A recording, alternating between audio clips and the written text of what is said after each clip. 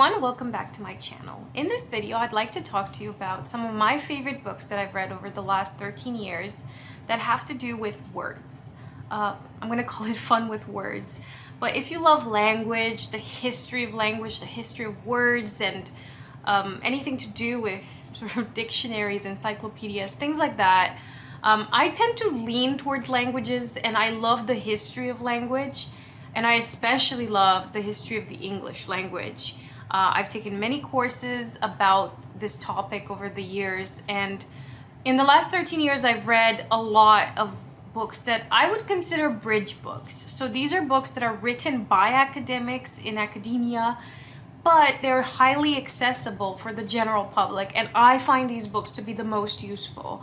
It's kind of like a win-win-win. I respect the source because I know that they're experts in their field, but also they've written a book that doesn't exclude a lot of people. The reason I had that whole explanation is because I want to differentiate it from books that are instructional or, you know, pure learning. Like, I'm not going to include, you know, how to actually learn Old English and the details of grammar books or stuff like that. So let's start with the first book that I was introduced to that was more about the history of collecting words.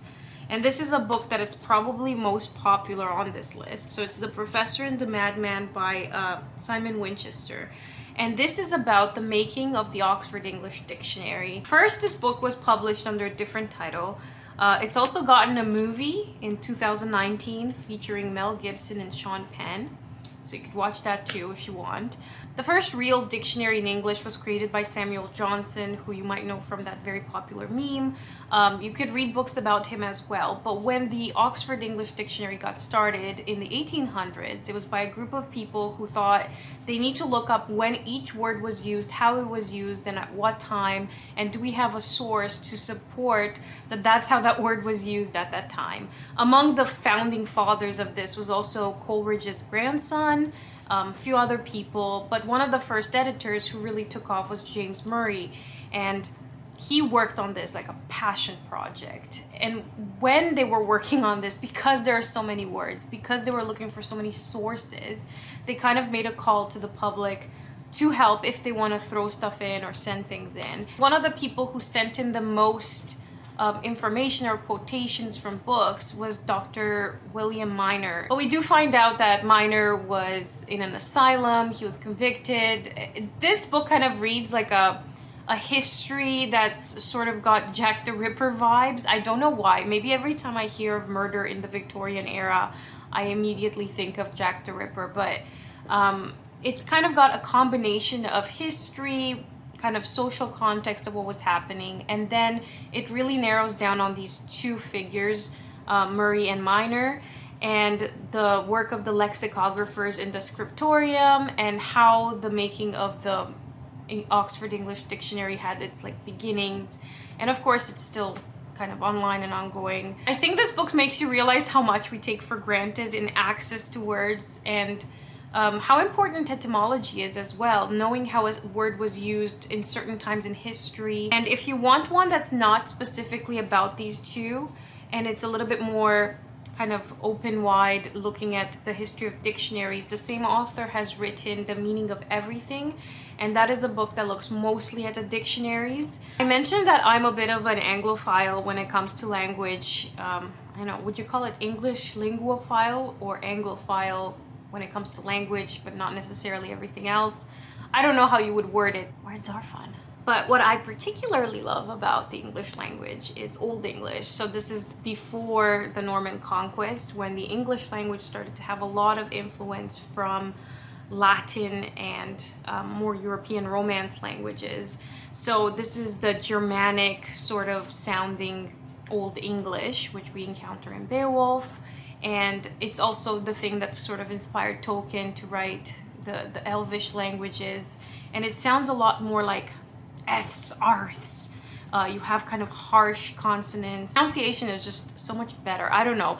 I love Old English. So I'm going to talk about the two books written by Dr. Hana Videen. So if you don't know who she is, she has an entire Twitter page called the Wordhord. It's also an app, and it's active on Instagram and other platforms. I'll link all of her socials down below.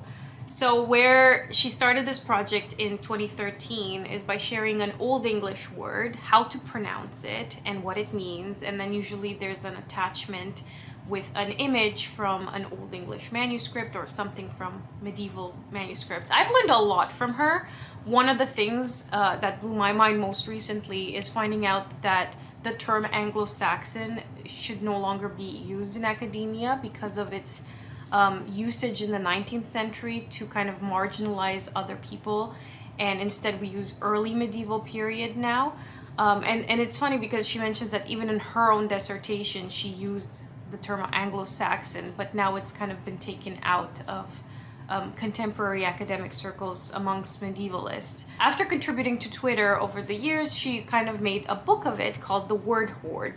And this is a real Old English word, kind of being about words you keep at the back of your mind for using in poetry or prose. And in this book, she kind of guides people through the history of the English language, specifically Old English, and how over time certain things have been changed, sometimes by accident.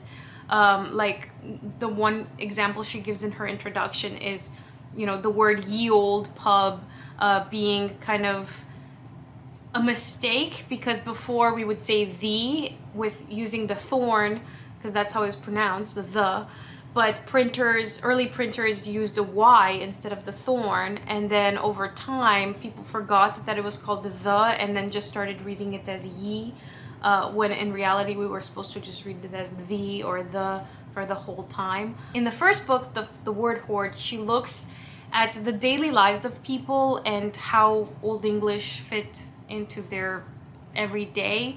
So you have, you know, drinking and eating, you have learning, you have a chapter on animals, but it's more kind of like the everyday of everyday people. And she just takes you on this journey of the Old English language. You learn so much. Every single chapter also has a word hoard kind of dumping on you where you just learn words and you can commit them to memory, and it's very fun. And it just also has the pronunciation, which is very useful. And a follow-up to this was the Deorhord, which is about bestiaries. So she mentions that bestiaries are more in Latin often, and then when they were translated into English, it was actually Middle English, to use the vernacular of the time. So she decided to make one for Old English and collect excerpts from manuscripts or from anything that she could find from Old English to support this Old English bestiary. And we cover a lot of animals like birds, examples from biblical texts, or how certain words are used, or expressions, or kennings. It is fascinating. It is such a good book. They both are. Speaking of origins, a book that has done its rounds on BookTube a few years ago, but is extremely fun, is called the Etymologicon by Mark Forsyth. And this book reads like you're standing or sitting in front of your friend, and your friend is an absolute nerd for words. And as you're talking to him, he just rants off, and every single new word he splits off into a new definition and tells you the origins of that word, and then he keeps going, and then he stops at another word and then keeps going. It almost reads like you're inside the brain of someone who thinks like a Wikipedia page, where anything can be clickable, and then you kind of open up this whole new portal of a new paragraph of knowledge about that other word. So you learn the origins of certain words and how we use them in the past, and how it's different now, and how it's changed and why it's changed. But it's just so much fun, and there's something about its format that's just kind of like a run-on sort of thing that just keeps it going, and it's very speedy, but it's very fun. And it engages with words that are a lot newer than Old English, so you have kind of the span of the entire English language. This author has written 2 other books on words. One of them is about turn of phrase in the English language, and another one is about lost words, or words we don't use anymore. Keep those 2 in your back pocket if what I said just interests you, but I haven't personally read them. Now, I have spoken briefly about Tolkien and Elvish, and while in the past I did try to read books like The Origin of Sindarin and certain Elvish dialects that he created, I think those are a lot more dry, personally. they're not a lot of fun. It's pure learning, like if word for word. But one book that I will recommend, this is something that I was introduced to by Rachel from the channel Kalanadi. So this book is called The Art of Language Invention by David Peterson. He worked on the Dothraki language on Game of Thrones and a little bit of Klingon, and he talks about the creation of fictional languages for the purpose of entertainment and fiction, like TV shows and novels. It is fascinating, and it forces you to think of languages in completely different ways.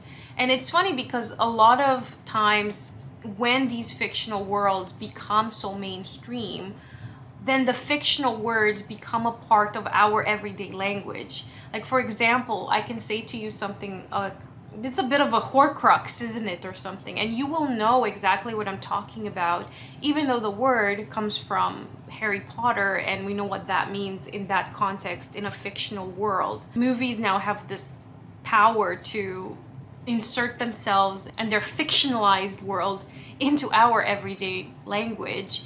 Another kind of common phrase right now that I can think of is on TikTok, you know, someone cooked here, or like, let her cook. Oh, it comes from like Breaking Bad, where people were cooking meth, and it was an expression, and then it got used in memes and reels, and then it became a thing in the everyday language, like, let her cook. It's so much fun to think about all of these things, and I can't wait to see how the language changes going forward with all of these crossovers and fictional realms and TikToks. It's a lot of fun. But language and words have also been used to marginalize and oppress people, specifically women. And this is where we talk about the book Wordslut. So the author of this book, Amanda Montell, has been very popular recently because of her other two books, Cultish and Magical Overthinking. But she, I think, is a linguist. Her first book, Wordslut, talks about gender and language and the way certain words that used to mean something to apply to both men and women, when it was negative, it was used towards women, and how language has been used to oppress and marginalize certain groups of people. It also examines how we look at people and their perception of filler words, like the word like, and how we sometimes go into Valley Girl mode when we try to be derogatory towards women, or certain inflections at the beginnings of or endings of words that have been popularized, again, by movies or TV shows, and people try to associate themselves with a certain type of woman or womanhood, and then use those kind of words, and how the general public then perceives people who use words like that. It's a lot of fun, but it definitely has the history of language from a political but gender studies and feminist angle. Another book that I actually have the physical copy of because I took it out of the library. I'm really into a naturalism phase right now, and this is a book that I remember reading in second year of university when I was looking at the idea of taxonomy in general, or naming the natural world. Was a huge project to undertake. So this is a book called Naming Nature, The Clash Between Instinct and Science by Carol Yoon. And this book begins with Linnaeus and what a task it was to start trying to organize the natural world, having so many words up in the air about how people referred to animals, because you had categories of animals and you had little folk usage of animals. How a person in a certain remote village might refer to a commonly labeled animal would be different. So now you have different dialects, different languages, different ways to refer to the same animal, and then you have classifications. So Linnaeus kind of approached it from a hierarchy point of view, where he saw certain animals at the top, some at the bottom, and then he classified them in different groups, like, you know, families and so on. You remember from like grade 8 science. But then you have the problem of Darwin when he comes along, and you learn that animals kind of evolved and branched out, and now you have this sort of web of life, and you have phylogenies and different kinds of wording for animals and groups, and you have to adapt this like Latin terminology. This book just blows my mind because it really forces you to think of how much work it takes to just label absolutely every living thing. The rules that he came up with, or Linnaeus at least, with Latin, to be able to fit absolutely everything that comes into our realm of discovery. Like if you discover a new fish, how that will fit into the language and how we are able to then label it. I really enjoyed this book the first time I read it, and I'm really enjoying it now. So I'm gonna mention briefly a novel.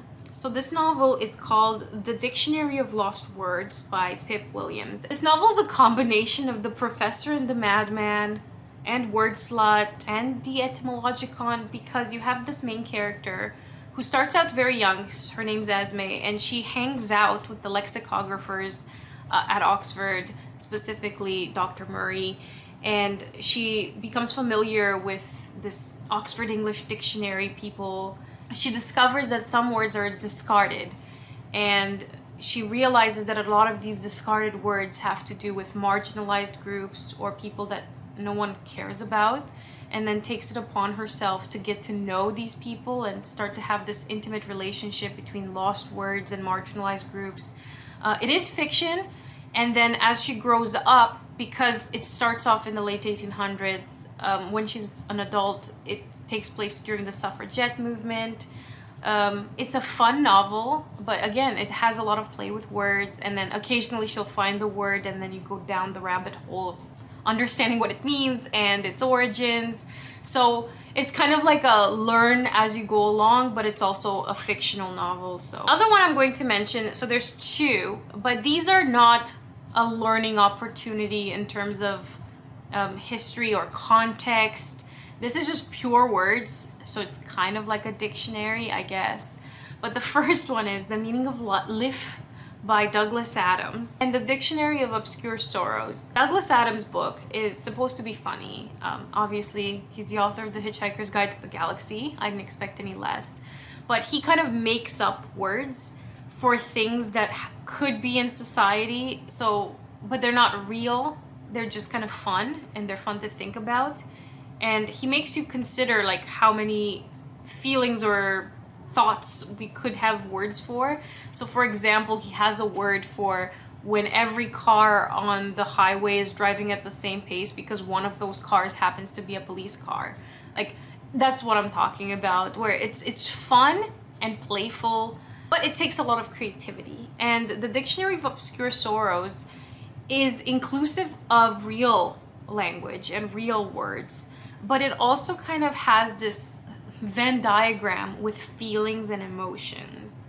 So it's inclusive of, have you ever felt this way but didn't know how to put a word to it? Well, here it is. So, that feeling or sadness you have when you realize that nothing new or original will ever be created again, or that feeling you have when you realize that every person you see in the world has their own backstory. And then the combination of the feeling with the word is just listed, and it has kind of a really nice language, and it just again makes you have a little bit more empathy and think about words and life in general. I do have two books on my immediate TBR. One of them is called Word Perfect by Susie Dent, and this is expressions from every day that we just have.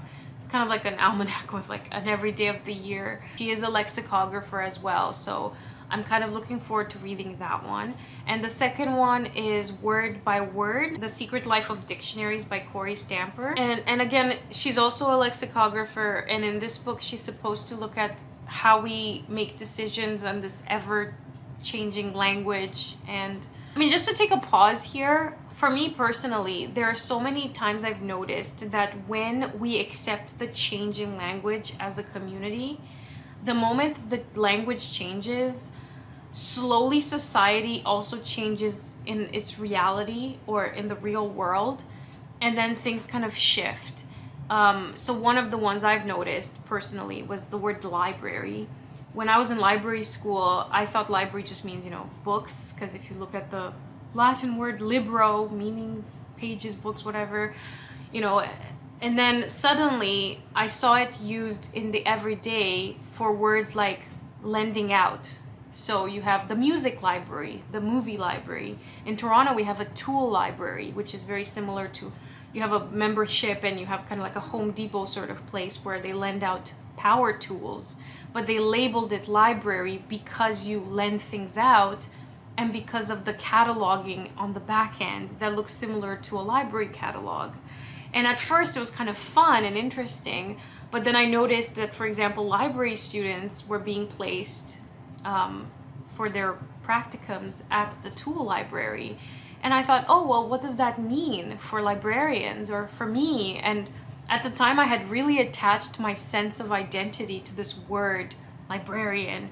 And it really messed with my head for a while. And now you see it in technology, like your music library. And it just means a collection of the music that you have on your specific app. So just kind of seeing this word change, but also the library in itself as an institution is changing.